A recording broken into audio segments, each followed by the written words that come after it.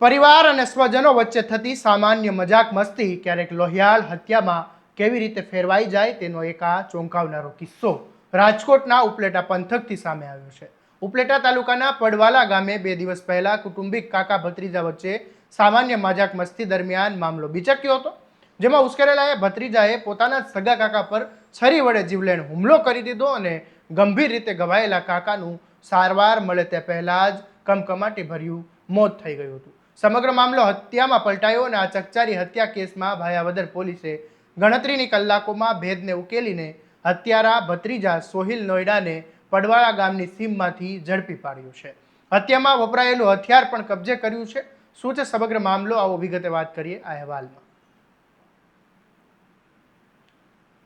નમસ્કાર, હું છું આસિફ કાદરી અને સ્વમાન સાથે તમારું સ્વાગત છે। રાજકોટ જિલ્લાના ઉપલેટા તાલુકાનું પડવાલા ગામ, જ્યાં 2 દિવસ અગાઉ એક કૌટુંબિક કાકા રહેમાન નોયડા અને ભત્રીજા સોહિલ નોયડા વચ્ચે સામાન્ય બોલાચાલી અને મજાક મસ્તી થઈ હતી।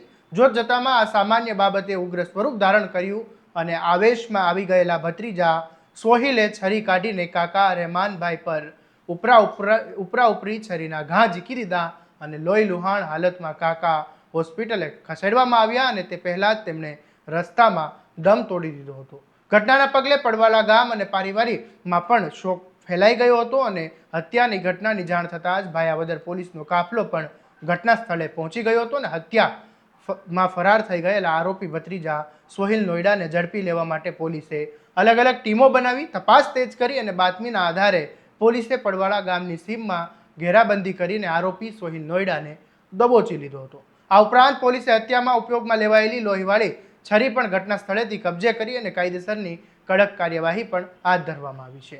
ત્યારે આ મામલે રાજકોટ ગ્રામ્યના એસપી વિજયસિંહ ગુર્જરે શું કહ્યું એ સાંભળી લો। રાજકોટ ગ્રામ્ય જિલ્લાના ભાયાવદર પોલીસ સ્ટેશનના પડવલા ગામમાં 23 ઓગસ્ટની રાત્રિમાં એક બનાવ બનેલો, જેમાં અદ્રેમાન કારાભાઈ નોયડા સંગી પડવલા ગામના છે અને સોહિલ અયુબભાઈ નોયડા સંગી એ દોનો પડવલા ગામના છે। બંને સાથે બેઠા હતા અને વાતો કરતા હતા અને વાતોમાં એને કોઈ અમુક વાતચીતમાં એક વાત ઉપર ઉશ્કેરીને અને જે આરોપી છે આ સોએબ અયુબભાઈ નોયડા આ અદ્રેમાનના છરીથી એના ઉપર હુમલો કર્યો, એક જ ઘા કર્યો અને આ ઘાથી આને ગંભીર થઈ ગયો। ગંભીર થતા એને હોસ્પિટલમાં લઈ જવામાં આવ્યો અને હોસ્પિટલમાં એને બ્રોડ ડેડ ડિક્લેર કરવામાં આવ્યો।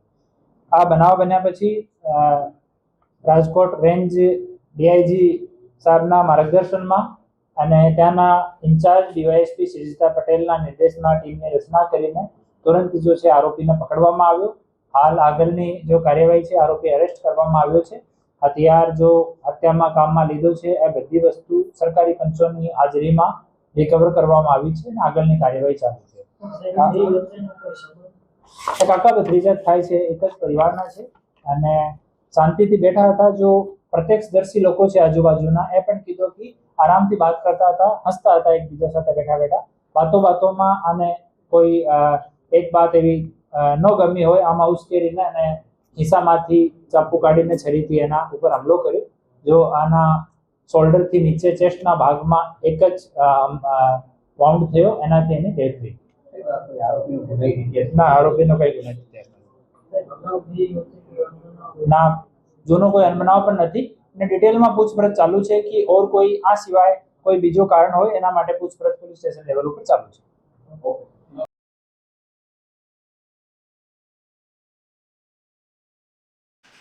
ક્ષણિક ગુસ્સો અને ઉશ્કેરાટ કેવી રીતે સગા લોહીના સંબંધોને પણ ખતમ કરી નાખે છે તેનો આ જીવતો જાગતો દાખલો છે। સામાન્ય મજાક મસ્તીમાં છરીઓ ઉછળવાની આ ઘાતકી માનસિકતા સમાજ માટે ચિંતાનો વિષય છે। ભાયાવદર પોલીસે આરોપીને ઝડપી લીધો છે અને હવે ત્યારે આ કેસમાં કડક પુરાવા એકઠા કરીને આરોપીને કોર્ટમાંથી દાખલારૂપ સજા અપાવવા માટે થઈને પોલીસની કામગીરી હાલ કરવામાં આવી રહી છે। ત્યારે આ મામલે તમે શું કહેશો અમને કોમેન્ટમાં જરૂરથી જણાવજો। તમારા સ્વમાનની વાત કરતા સ્વમાનથી સબસ્ક્રાઇબ કરી દેજો અને આ વિડીયોને શેર કરવાનું ભૂલશો નહીં। નમસ્કાર।